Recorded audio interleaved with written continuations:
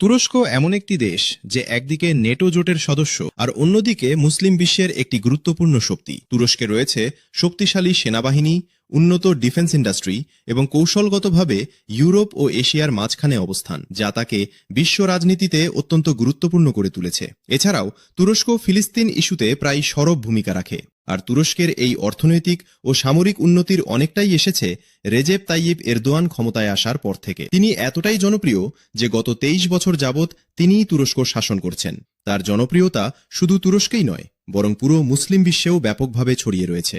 আর তার এই স্ট্রং লিডারশিপের অন্যতম বড় উদাহরণ হল তুরস্কের স্বনির্ভর প্রতিরক্ষা শিল্প, যার সবচেয়ে বড় অর্জন হল বায়রাক্তার কিজেল এলমা। এটি কোনো সাধারণ ড্রোন নয়, বরং পাইলটবিহীন এক বিস্ময়কর আধুনিক যুদ্ধ বিমান, যা শুধু রিমোট কন্ট্রোলে নয়, বরং কৃত্রিম বুদ্ধিমত্তা বা এআই ব্যবহার করে নিজেই যুদ্ধক্ষেত্রে জটিল সব সিদ্ধান্ত নিতে পারে। এই আনম্যান ফাইটার জেটের সবচেয়ে বড় শক্তি হল এর স্টেলথ প্রযুক্তি, যা শত্রুর রাডারকে অনায়াসেই ফাঁকি দিয়ে লক্ষ্যবস্তুতে আঘাত হানতে সক্ষম। তুরস্কের প্রতিরক্ষা ব্যবস্থায় এটি সত্যিই এক নতুন যুগের সূচনা করেছে। আর এই ফাইটার জেটের নাম কিজেল এলমা রাখার পিছনে একটি রহস্য রয়েছে, সেটা জানতে হলে চ্যানেলে গিয়ে এই ভিডিওটি দেখুন।